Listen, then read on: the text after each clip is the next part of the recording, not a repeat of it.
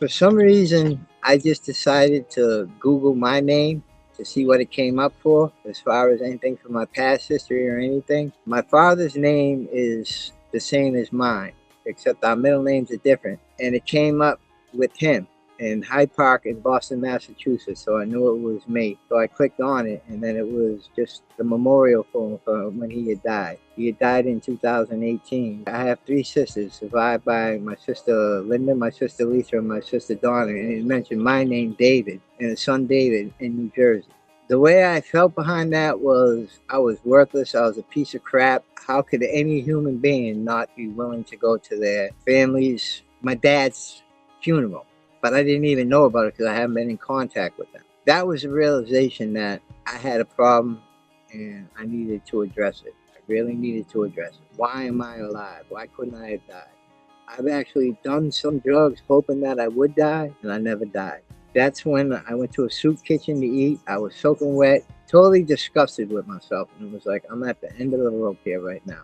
And I realized that no matter how much I wanted to have friends in my life and people in my life, there was no one there that I could call that I could actually talk to. It was like I was looking for other people's acceptance to accept me so I could accept myself instead of just accepting myself for who I am and doing something about it. Nobody's going to help me unless I'm willing to help myself. And then situations arose. I was able to meet up with a VA outreach worker, and I thought because I was discharged that, I was kicked out of the Air Force, that I wasn't eligible for anything. And come to find out I was.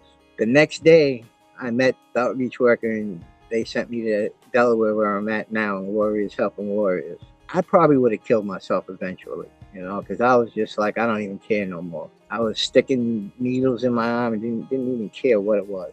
I was kind of hoping to die, but I didn't have the courage to kill myself.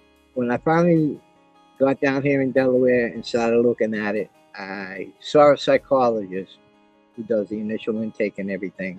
And, I told her about my military experience and everything like that. That's when I realized, well, she told me that, I suffer from PTSD, depression, anxiety issues, that you may need some medication to help it, but I'm not accepting the fact that I could take a pill to probably help me. I was reluctant to do it. After a couple of weeks of speaking with this psychologist, the people here at Warriors Helping Warriors scheduled me an appointment to the Bridge Clinic up in Newcastle. I talked to a psychologist there, and I got on the medication. Things started working good.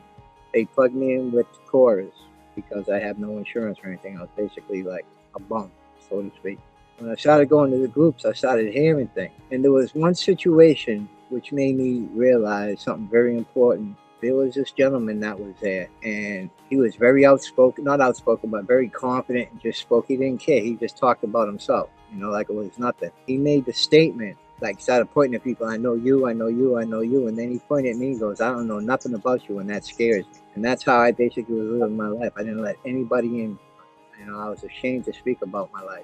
Through chorus, thankfully, it was, if there's anything I could say about it, is anybody that was seeking the acceptance of other people to feel some type of self-worth, it doesn't work. You have to accept yourself for who you are before you can change. Once I accepted the things that I've done, the person that I was, I knew I could be a better person, educated person. I got street smart. I got like the trifecta. I can survive.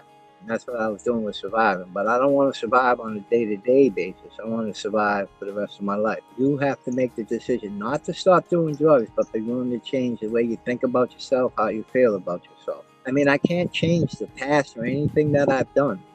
But if I keep dwelling on it, I'm going to continue to feel like a piece of crap. Like I'm unworthy, I'm undeserving. I'm going to try to project this image that I'm better than. I'm not that person I am. It comes down to when you're willing to accept who you are and what you are to make that change. I always dwell on the past, the things that I had done that made me feel like I was worthless. It's a terrible feeling. I'm sure people understand that when you do things to your family is the only one that really loves you. But when you do things to your family to the point where they just don't want anything to do with you anymore, if I continue to dwell on what I had done, I'll never be able to move forward. So I come to the realization the things that I do today and in the future will become my past, meaning that my past is my past, but I can make new paths.